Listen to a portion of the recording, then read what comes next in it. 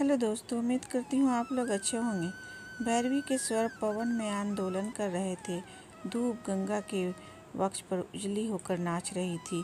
भिखारिन पत्थर की सीढ़ियों पर सूरज की ओर मुँह किए गुनगुना रही थी। निर्मल आज अपनी भाभी के संग स्नान करने के लिए आया है। गोद में अपने 4 वर्ष के भतीजे को लिए वह भी सीढ़ियों से उतरा। भाभी ने पूछा, निर्मल आज क्या तुम भी पुण्य संचय करोगे?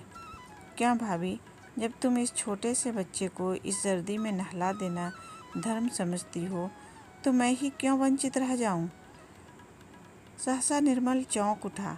उसने देखा बगल में वही भिखारिन बैठी गुनगुना रही है। निर्मल को देखते ही उसने कहा, बाबूजी, तुम्हारा बच्चा फले फूले बहू का सुहाग बना रहे, आज तो मुझे कुछ मिले। निर्मल अचंभित हो गया। उसकी भाभी हंसती हुई बोली, दूर पगली। भिखारिन सहम गई। उसके दांतों का भोलापन गंभीरता के पर्दे में छिप गया। वह चुप हो गई। निर्मल ने स्नान किया। सब ऊपर चलने के लिए तैयार थे। सहसा बादल हट गए। उन्हीं अम्ल धवल दांतों की श्रेणी ने फिर याचना की, बाबूजी कुछ मिलेगा? अरे अभी बाबूजी का ब्याह नहीं हुआ, जब होगा तब तुझे न्योता देकर बुलाऊंगी। तब तक संतोष करके बैठी रह।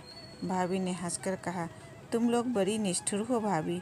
उस दिन माँ से कहा कि इसे नौकर रख लो तो वह उसकी जाति पूछने लगी, और आज तुम भी हंसी ही कर रही हो।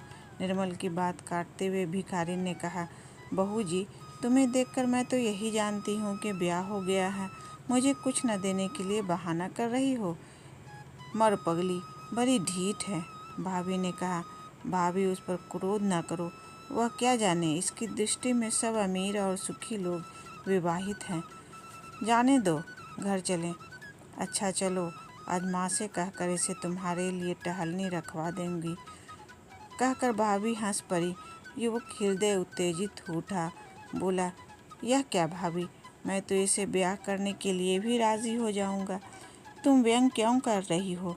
भाभी अचंभित हो गई, परंतु भिखारी ने अपने स्वाभाविक भोलेपन से बोली, 2 दिन मांगने पर भी तुम लोगों से 1 पैसा तो देते नहीं बना, फिर क्यों गाली देते हो बाबू? ब्याह करके निभाना तो बड़ी दूर की बात है। भिखारिन भारी मोह लिए लौट चली। बालक रामू अपनी चालाकी में लगा था। माँ की जेब से छोटी दुअन्नी अपनी छोटी उंगलियों से उसने निकाल ली और भिखारिन की ओर फेंक कर बोला, लेती जाओ ओ भिखारिन। निर्मल और भाभी को रामू की इस दया पर कुछ प्रसन्नता हुई, पर वो प्रकट न कर सके, क्योंकि भिखारिन ऊपर की सीढ़ियों पर चढ़ती हुई गुनगुनाती चली जा रही थी।